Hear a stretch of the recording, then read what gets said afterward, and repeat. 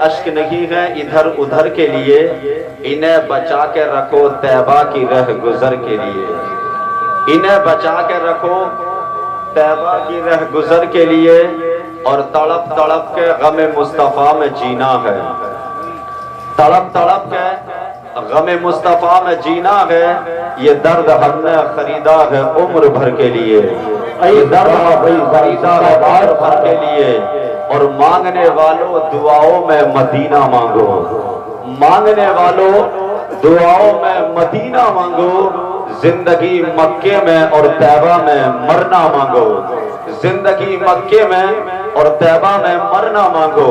اللہ کا شکر اور اس کا احسان عظیم کہ اللہ نے ہمیں اور آپ کو بے شمار نعمتیں عطا فرمائی، اللہ نے ہمیں اور آپ کو مال دیا، یہ بھی اس کی نعمت ہے، اللہ نے اولاد دی، یہ بھی اس کی نعمت ہے، اللہ نے رہنے کے لیے گھر دیا، یہ بھی اس کی نعمت ہے، اللہ نے چلنے کے لیے سواریاں دی، یہ بھی اس کی نعمت ہے، اللہ نے اولاد دی، یہ بھی اس کی نعمت ہے، اللہ نے ماں باپ دیے، یہ بھی اس کی نعمت ہے۔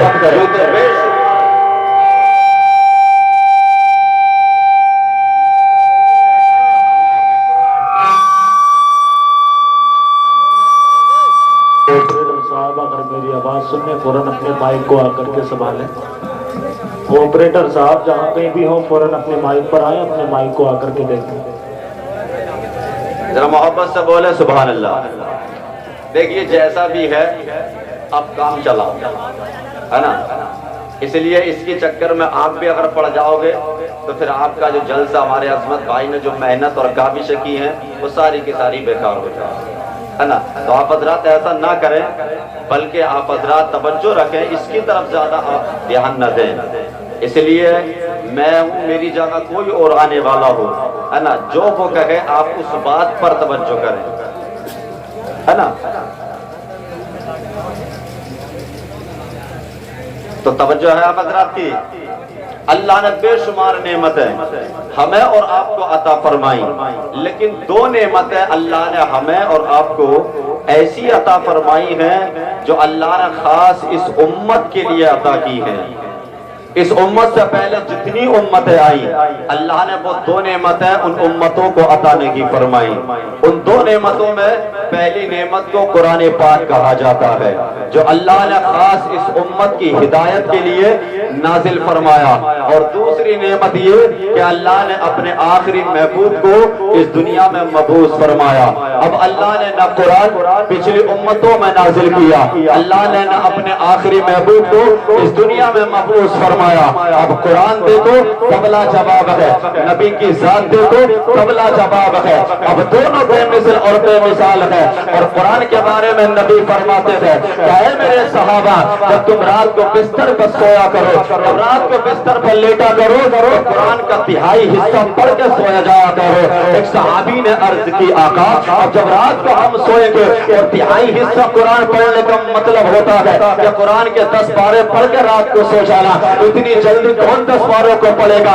اتنی کم مدت میں 10 پاروں کی تلاوت کون کرے گا؟ یا رسول اللہ اس کا ماجرا کیا ہے؟ تب نبی نے فرمایا صحابہ آخر پریشان کیوں ہو رہے ہو؟ آخر غم زدہ کیوں ہو رہے ہو؟ آخر مایوس کیوں ہو رہے ہو؟ اگر جب بستر پہ رات کو لیٹ جاؤ اور سونے سے پہلے صرف ایک بار سورہ اخلاص پڑھ کے سو جاؤ تو اللہ تمہیں 10 پارے پڑھنے کے برابر ثواب عطا فرمائے گا۔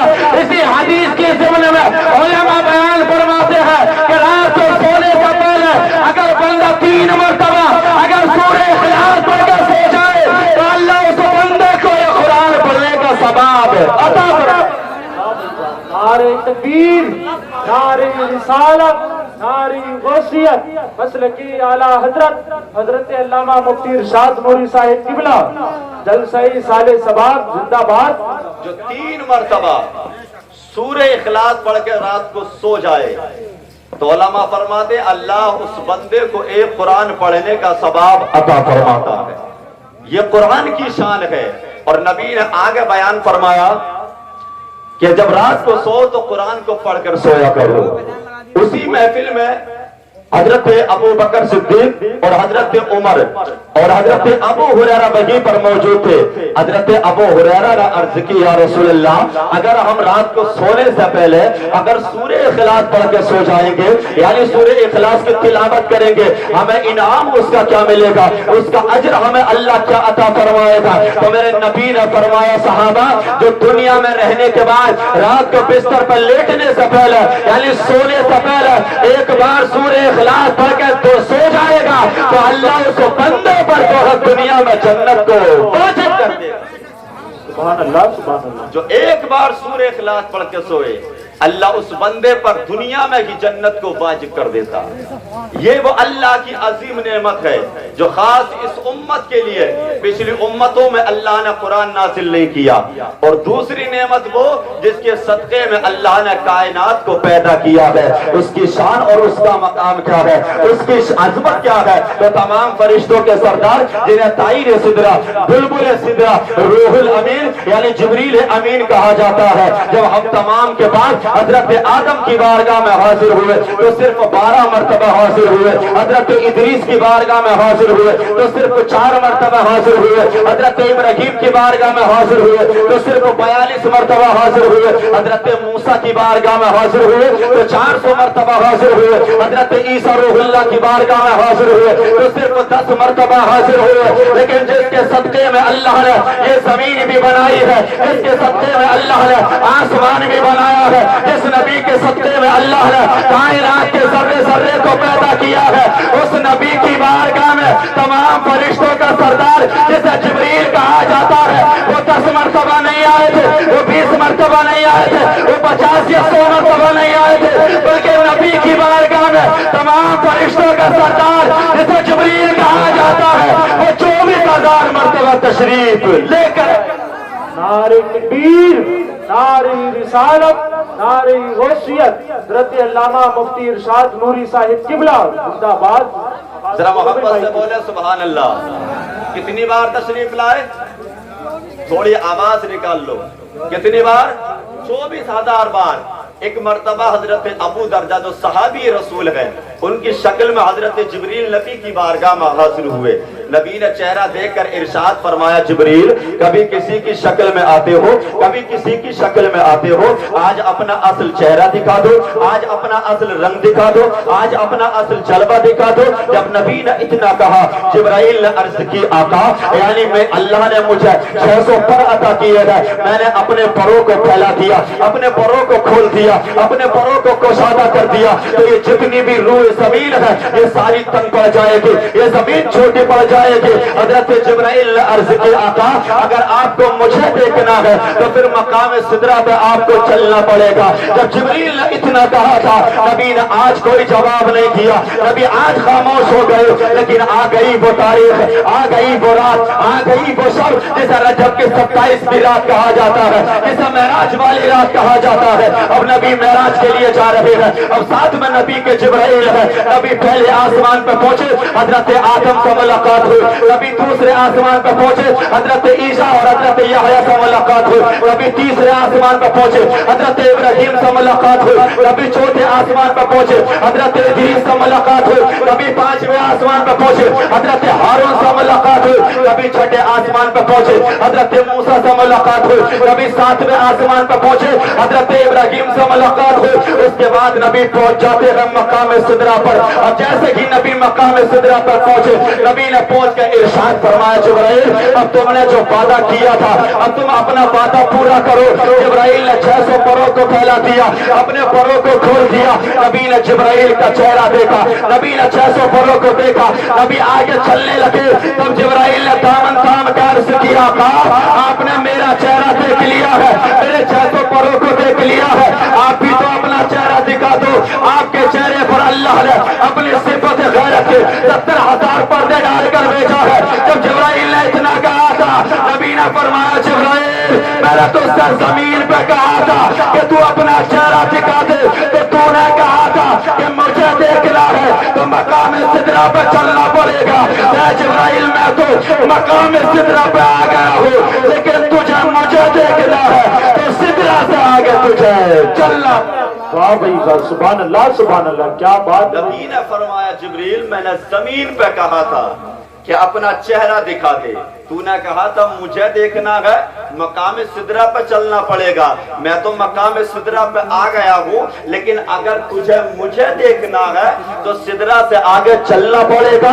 जिब्राइल से जब नबी ने इतना कहा, जिब्राइल ने अर्ज की आका ये मेरी आखिरी मंजिल है, आखिरी मकाम है, इससे आगे नहीं जाऊंगा, इससे आगे अगर बढ़ा तो मेरे बाल और पर जल जाएंगे। जब जिब्रील ने इतना कहा, नबी ने फरमाया जिब्राइल जब आखिरी मंजिल तुम्हारी यही है तो फिर कोई ख्वाहिश है तो बताओ, कोई आरज़ू हो तो बताओ, कोई तमन्ना हो तो बताओ। अब नबी ने क्यों कहा था जिब्राइल से तो कोई तमन्ना हो तो बताओ, इसलिए कि हम तमाम के बाद हजरत आदम से जिब्राइल ने कहा था अल्लाह का हाजतुन या आदम, ए आदम कोई हाजत हो तो बताओ, मैं वहां जाता हूँ जहां तुम नहीं जाते हो। हजरत शीश से यही कहा था, हजरत दाऊद से यही कहा था, तमाम नबी और रसूलों से यही कहा था। जब हजरत इब्राहिम को आग में डाला जा रहा था तब जिब्राइल ने यही कहा था अल्लाह का हाजतुन या इब्राहिम, इब्राहिम कोई हाजत हो तो बताओ, मैं वहां जाता हूँ जहां तुम नहीं जाते हो। जब हजरत इस्माइल की गर्दन पर छुरी को चलाया गया था तब जिब्राइल ने यही कहा था अल्लाह का हाजतुन या इस्माइल, इस्माइल कोई हाजत हो तो बताओ, मैं वहां जाता हूँ जहां तुम नहीं जाते हो। जब तमाम नबी और रसूलों से यही कहा था, लेकिन मकाम सिदरा पर खड़े होकर नबी ने फरमाया जिब्राइल आज तू बता तेरी कोई तमन्ना हो तो, आज तू बता तेरी कोई ख्वाहिश हो तो। नबी ने फरमाया जिब्राइल कल तूने मेरे दादा इब्राहिम से कहा था इब्राहिम मैं वहां जाता हूं जहां तुम नहीं जाते। जिब्राइल सुन ले, उसे इब्राहिम का पोता मोहम्मद ये वहां जाता है जहां जिब्राइल तू भी नहीं जाता। वाह भाई वाह, नारे तकबीर, नारे रिसालत, नारे गौसियत, हजरत अल्लामा मुफ्ती इरशाद नूरी साहिब किबला जिंदाबाद। नबी ने फरमाया जिब्राइल कल मेरे दादा इब्राहिम से कहा था ना अल्लाह का हाजतुन या इब्राहिम, ऐ इब्राहिम कोई हाजत हो तो बताओ, मैं वहां जाता हूँ जहां तुम नहीं जाते। लेकिन आज तू बता तेरी कोई हाजत हो तो, इसलिए कि उसी इब्राहिम का पोता मोहम्मद वहां जाता है जहां जिब्राइल तू भी नहीं जाता है। ये शान अल्लाह ने अपने महबूब को अता फरमाई है, ये मकाम अल्लाह ने अपने महबूब को दिया है, और जो शान और मकाम अल्लाह ने अपने महबूब को अता किया है आज तक न किसी को मिला है और न कयामत तक किसी को मिल सकता है। उसी शान वाले नबी की उम्मत में अल्लाह ने मुझे भी और आपको भी पैदा किया है, जिसकी उम्मत में पैदा होने के लिए 12 नबियों ने दुआएं की थी, मौला तो हमें कौम का नबी ना बनाता, अपने आखिरी महबूब का उम्मती बना देता। ये मुकद्दर है हमारा कि हमने कोई दुआ नहीं की थी, कोई फरियाद नहीं की थी, रब की बारगाह में गुजारिश नहीं की थी, कोई अरीजा पेश नहीं किया था, लेकिन अल्लाह ने हमारे और आपके ऊपर करम किया, अपने महबूब की उम्मत में पैदा फरमा दिया। लेकिन आज अफसोस होता है कि जिस महबूब की उम्मत में पैदा किया है और जिसके सदक़े में अल्लाह ने कायनात को पैदा किया है, आज हमारा हाल ये है कि उस नबी के फरमान से हटे हुए हैं, कुरान की तालीम से आज हम दूर है, सिर्फ हाथ उठाकर दावा करते हैं नबी का दामन नहीं छोड़ेंगे, रसूल का दामन नहीं छोड़ेंगे, गौसे आज़म का दामन नहीं छोड़ेंगे, साबिर पाक का दामन नहीं छोड़ेंगे। आज सिर्फ दावे पर दावा करते हैं, लेकिन नमाज आज हम नहीं पढ़ते, रोजा आज हम नहीं रखते, ज़कात आज हम नहीं देते, आज हज हम नहीं करते, माँ बाप की खिदमत हम नहीं करते। यानी सही तरीके से जैसा हुक्म मोहब्बत करने का है ऐसी मोहब्बत हम अपने नबी से नहीं करते। अगर चाहते हो औलाद तुम्हारी भी आशिक रसूल हो जाए, अपने माँ बाप की वफादार हो जाए, तो दुनिया में रहने के बाद सबसे पहले तुम अपने नबी के वफादार हो जाओ, औलाद तुम्हारी खुद ब खुद नबी की आशिक हो जाएगी। इसलिए पहले तुम अच्छे हो जाओ, खुद ब खुद तुम्हारी आने वाली नस्ल भी अच्छी हो जाएगी।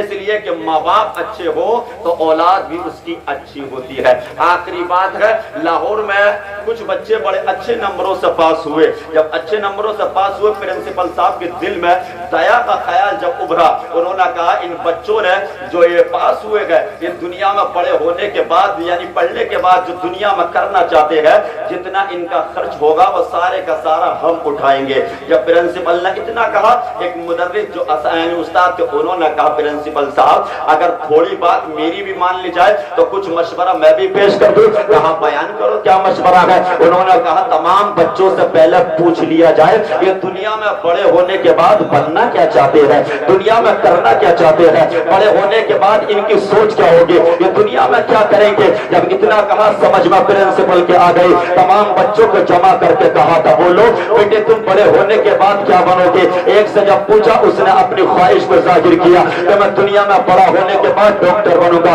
दूसरे से पूछा मास्टर बनूंगा। तीसरे से पूछा उसने कहा मैं इंजीनियर बनूंगा। तमाम बच्चों ने अपनी अपनी ख्वाहिश को जब बयानी जाहिर कर दिया, उन्हीं तमाम बच्चों में एक बच्चा था जिसकी उम्र 6 और 7 साल के माँ बहन थे। जब प्रिंसिपल ने उस बच्चे से पूछा बेटे बोल कोई बड़ा होने के बाद क्या बनेगा, उस बच्चे ने कोई जवाब नहीं दिया। दूसरी मर्तबा पूछा, बच्चे ने कोई जवाब नहीं दिया। जब तीसरी मर्तबा प्रिंसिपल ने कहा बेटे मैं तुझी से सवाल कर रहा हूँ, आखिर जवाब क्यों नहीं दे रहा है, मैं तुझी से क्वेश्चन कर रहा हूँ, आखिर जवाब क्यों नहीं दे रहा है। जब 3 मर्तबा प्रिंसिपल ने यही कहा था, तब उस बच्चे ने अपने सर को उठाकर कहा था प्रिंसिपल साहब मैं दुनिया में बड़ा होने के बाद सहाबी रसूल बनना, क्या बनना चाहता हूँ, सहाबी रसूल। प्रिंसिपल ने कहा बेटे सहाबी वो होता है जो नबी के जमाने में पैदा हो, नबी पर ईमान लेकर आए, उसी हालत में दुनिया से चला जाए। और बेटे जरा ये तो बता ये तेरे दिल में ख्याल कहाँ से आ गया, ये बात तूने कहाँ से सोच ली। तब उस बच्चे ने कहा था प्रिंसिपल साहब ये तो मुझे पता नहीं, लेकिन मेरी माँ कभी अबू बकर की बातें बताती है, कभी उमर के किस्से सुनाती है, कभी हजरत उस्मान के तस्करे करती है। मेरी माँ के बात तमाम सहाबा की बातें बताती है। मेरी माँ कहती है बेटे सहाबी वो होता है जिससे दुनिया में नबी प्यार करे। उस बच्चे ने कहा प्रिंसिपल साहब मुझे दुनिया में ऐसा बना दो ताकि मेरे नबी मुझसे प्यार करने लगे। जब बच्चे ने इतना कहा था प्रिंसिपल ने सर पे हाथ रख के कहा था बेटे तो दुनिया में बड़ा होने के बाद तो सहाबी तो नहीं बनेगा, लेकिन दुनिया में आदमी बहुत बड़ा बनेगा। जानते हो बगी बच्चा जब बड़ा हुआ उसी को दुनिया डॉक्टर मोहम्मद इकबाल कहती है, और इसी ने कहा था कि की मोहम्मद से वफा तूने तो हम तेरे हैं, ये जहाँ चीज है क्या लोहो कलम तेरे तकबीर नारे रिसालत नारे होशियत रत्ते अल्लामा मुफ्ती इरशाद नूरी साहिब किबला जिंदाबाद। पता चला माँ बाप अच्छे हो तो औलाद भी उसकी अच्छी होती है, लेकिन आज हम औलाद को बुरा कहते हैं, लेकिन अपने सीने पर हाथ रखकर कभी नहीं सोचा औलाद को हलाल खिलाया था क्या हराम खिलाया था, है ना। औलाद की परवरिश हमने की कैसे थी। जब औलाद जवान हो गई, जब बाप का कहना नहीं मानती, माँ का कहना नहीं मानती, अदब नब नहीं करती, इज्जत नहीं करती, तो पूरे गांव में क्या रिश्तेदारी में क्या पूरे इलाके में आज जो है उनको रुस्वा किया जाता है कि साहब मेरी औलाद मेरा कहना नहीं मानती। अगर चाहते हो औलाद अच्छी हो, औलाद वफादार हो, गुलाम रसूल हो, तो अपनी औलाद को रिज़्क़ हलाल खिलाओ, एक की जगह सिर्फ आधी खिलाओ। और जब हलाल खाने के बाद औलाद तुम्हारी परवान चढ़ेगी, जवानी की मंजिलों पर पहुंचेगी। यहाँ तक कि जब तक तुम दुनिया में रहोगे ये औलाद तुम्हारी तब भी खिदमत करेगी, और जब दुनिया से चले जाओगे यही औलाद तुम्हारी कब्रों पर जाकर दुआएं मग़फ़िरत करेगी। लेकिन करेगी वही औलाद जिसकी परवरिश अच्छी करोगे, रिज़्क़ हलाल खिलाओगे। चाहते हो औलाद अच्छी हो तो उसकी तरबियत भी अच्छी करो, इसलिए कि तुम अच्छे हो जाओगे तुम्हारी औलाद खुद ब खुद अच्छी हो जाएगी। अल्लाह ने फरमाया व अम्मा बिनिअमति रब्बिका फहद्दिस, अपने रब की नेमतों का खूब खूब चर्चा करो। अल्लाह की बारगाह में दुआ है मौला मेरे बोलने में आपके सुनने में जो हुए अगलात उसे माफ करे रब्बे कायनात की जात। जिंदगी बाकी रही तो फिर होगी मुलाकात।